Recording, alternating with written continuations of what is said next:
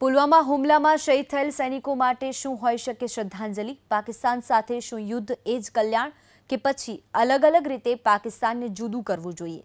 પુલવામાનો મુદ્દો શું રાજનીતિનો મુદ્દો બનવો જોઈએ? અને પાકિસ્તાનના ઇમરાન ખાન પર કેટલો કરાય વિશ્વાસ?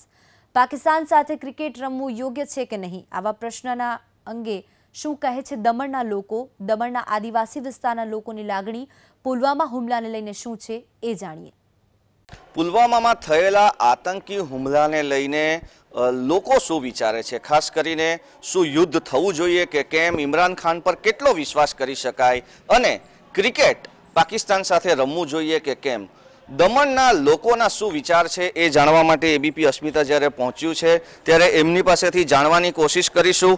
સૌપ્રથમ તો જે પ્રમાણે પાકિસ્તાન સાથે આ ઘટનાક્રમ થયો છે, આપને શું લાગે છે કે પાકિસ્તાન સાથે યુદ્ધ કરી નાખવું જોઈએ? આપણે આજે આતંકવાદી હુમલો જે પુલવામાની અંદર થયો એ ખરેખર એક નિંદનીય છે અને અમારા દમણ જિલ્લાના તમામ યુથ પણ એને તિરસ્કારે છે। આ જે હુમલો થયો એમાં અમારા બધા યુવાનોનું માનવું છે કે એકાએક હુમલો તો ના કરવો જોઈએ, પરંતુ જે આતંકવાદીના જે હડ્ડાઓ છે એને નાશ કરવા જોઈએ।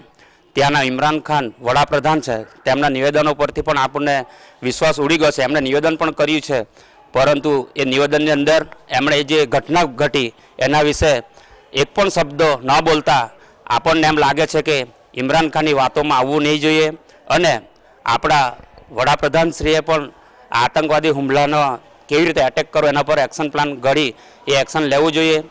આ અમારું માનવું છે કે યુદ્ધ કરવાથી ઘણું બધું નુકસાન બંને દેશોની અંદર થશે।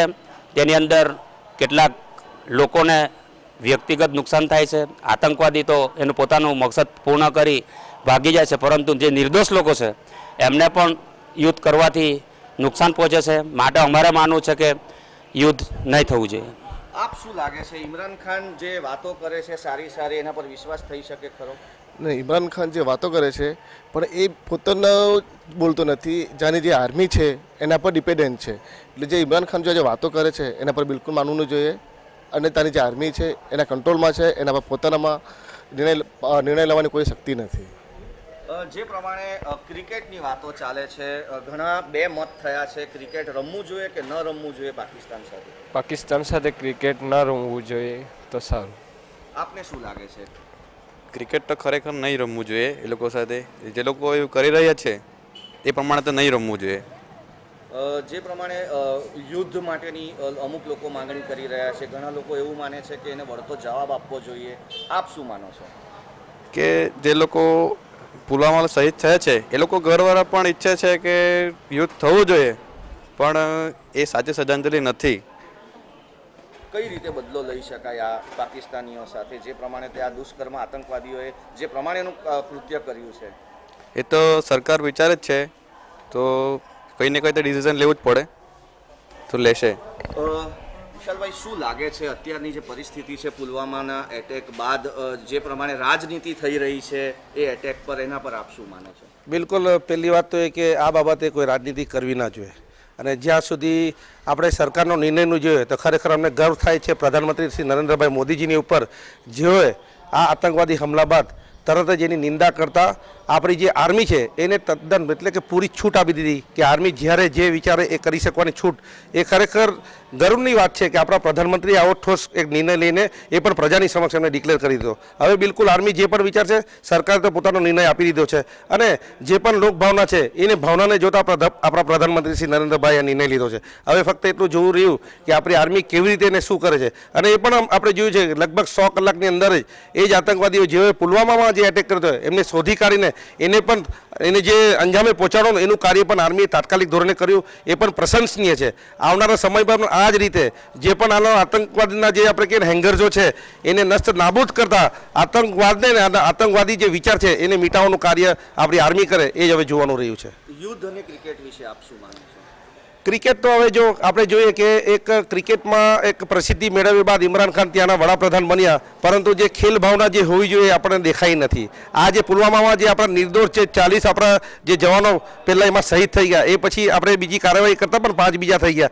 એના વિશે એમને કંઈ પણ સહાનુભૂતિ ના જણાવતા ફક્ત ઇન્ડિયાની પાસે આપણા ભારત દેશ પાસે સબૂતની વાતો કરે, એનાથી આપણને લાગે છે કે ઇમરાન ખાન હવે બિલકુલ રાજનીતિક રંગમાં રંગાઈ ગયા છે. અને જે પાકિસ્તાનમાં આપણે જોયું છે કે ચૂંટાયેલી પાંખની કશું ત્યાં ચાલતું નથી, એ વડાપ્રધાન હોય કે કોઈ પણ હોય, પરંતુ ત્યાંની સેના જે કરે એ જ થાય છે. એટલા માટે એમની કોઈ વાત પર આપણે વિશ્વાસ મૂકી શકીએ એમ નથી. એટલા માટે આપણે કહીએ કે આપણે ખરેખર બધાને ભારત દેશવાસીઓને જે ગર્વ થાય. અને વિશ્વમાં આપણે જોયું હશે કે વિશ્વમાં તમામ દેશોમાં જ્યાં જ્યાં આપણા ભારતીય વસેલા છે એ તમામે તમામ જગ્યા પર એક જ નારો છે કે પાકિસ્તાનને એનો સબક શીખવવું જોઈએ. અને એના માટેનું જે આપણા પ્રધાનમંત્રી નરેન્દ્રભાઈ મોદીએ જે નિર્ણય લીધું છે અને આર્મીની ઉપર જે છોડ્યું છે એ ખરેખર પ્રશંસનીય છે. શું લાગે છે, લોકો શું વિચારે છે આ બાબતમાં, શું થવું જોઈએ? લોકો વિચારે છે કે આમાં યુદ્ધ થવું જોઈએ, પણ મારું અંગત મંતવ્ય એવું છે કે યુદ્ધ કરશું તો આર્થિક અને આપણે જે લોકોને જે નુકસાન છે એ ઘણું થઈ શકે છે. એના માટે એક સારામાં સારો ઉપાય છે કે સર્જિકલ સ્ટ્રાઇક, જે આતંકવાદીઓના અડ્ડા છે એને નિસ્તાર નાબૂદ કરવા જોઈએ. અને આર્થિક મદદ પાકિસ્તાનને જેનાથી આર્થિક લાભ થતો હોય એવા બધા કાર્ય બંધ કરવા જોઈએ. જેવી કે અહીંયાથી એક્સપોર્ટ ઇમ્પોર્ટ બંધ થવું જોઈએ.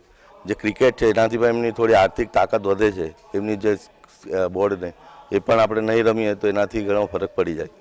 અને બીજું કે ધારા 370 જે પાકિસ્તાનીઓને આપણે ઇન્ડિયામાં જે કામ કરવા માટે જે મજબૂતી આપે છે, જે રક્ષણ આપે છે, તેને નાબૂદ કરે તો આ બહુ ઘણું સારું કામ થઈ જાય એવું મારું મંતવ્ય. તો યુથ પણ અત્યારે એટલું ચોક્કસ વિચારે છે કે જે પ્રમાણે યુદ્ધની વાત છે એની અંદર યુથ સમજે છે કે યુદ્ધ એ જ કલ્યાણ નથી, પરંતુ અલગ રીતે યુદ્ધ થવું જોઈએ. અને અત્યારે આર્થિક અને જે પ્રમાણે આતંકવાદીઓના અડ્ડાઓને નાશ કરવાની વાત છે તેને લોકો આવકારી રહ્યા છે. આપ શું માનો છો? પહેલાં તો આપણા જે જવાનો શહીદ થયા એનું કોટી કોટી વંદન કરીએ. ખરેખર આ યુદ્ધ નહીં કરવું જોઈએ, પણ જ્યારે આપણા દેશને આટલું બધું નુકસાન થઈ રહ્યું છે ખરેખર આતંકવાદીઓના, હું તો દરેક દેશોના વડાઓને કહું છું કે આજે આતંકવાદીઓને જે સાથ સહકાર જે બીજા દેશો પણ આપી રહ્યા છે એ બધા જ દેશો એને બંધ કરી દે. અને આ પાકિસ્તાન જેવા દેશોને તો ખરેખર જે દરેક સહાય આપી રહ્યા છે એ દેશોને હું મારા નમ્ર અપીલ કરું છું કે આ સહાય બંધ કરે અને આવા આતંકવાદી કૃત્યો નહીં કરે અને બીજા દેશોને, પડોશી દેશોને નુકસાન નહીં કરે. ખરેખર આપણા પડોશી દેશો સાથે સારા સંબંધ રહેવું જોઈએ, પણ આ પાકિસ્તાનને સારા સંબંધો રાખવાની આદત નથી. એટલા માટે આ લોકોને જે દરેક સહાય મળે છે, જે વિશ્વથી સહાય મળે છે એ પણ બંધ કરવી જોઈએ. ક્રિકેટ તો રમતની એક વાત છે, ક્રિકેટ રમવું કે નહીં રમવું એ તો અલગ વાત છે, પણ ક્રિકેટથી કંઈ બંધ કરીએ આપણે નહીં રમવું જોઈએ. એનાથી પાકિસ્તાનને ફાયદો થાય કે નુકસાન થાય એવું નથી, પણ જે આ બધી સહાય આપે છે બીજા દેશો એ આપી બંધ કરે, આતંકવાદીને આપવાનું જે સહાય બંધ કરે તો ખરેખર આ એકમેકના ઝઘડા દૂર થાય અને દેશ સારી રીતે સુખ શાંતિથી રહે એવી આશા રાખીએ. જે પ્રમાણે લોકો અપેક્ષા રાખી રહ્યા છે, એક વાત સ્પષ્ટપણે બહાર આવી રહી છે કે યુદ્ધ સીધું કરવું એનાથી ઘણી બધી નુકસાની બંને દેશોને થઈ શકે છે એવું આજના લોકો પણ માને છે. અને એક જે ચેન્જ વિચારમાં આવ્યો છે કે આર્થિક રીતે પણ પાકિસ્તાનને ભાંગી શકાય, પાણી ન આપીને એને મજબૂર કરી શકાય, એની વસ્તુ ન ખરીદીને એને મજબૂર કરી શકાય, એ જે આખો ટ્રેન્ડ અત્યારે ચાલી રહ્યો છે એને પણ લોકો હાલ આવકારી રહ્યા છે. પાકિસ્તાનને સબક શીખવવાની ચોક્કસ વાત છે, પરંતુ ટાર્ગેટેડ સબક શીખવાડવા માટે લોકો પોતાની પ્રતિક્રિયા આપી રહ્યા છે. બ્રિજેશ શાહ, ABP અસ્મિતા, દમન.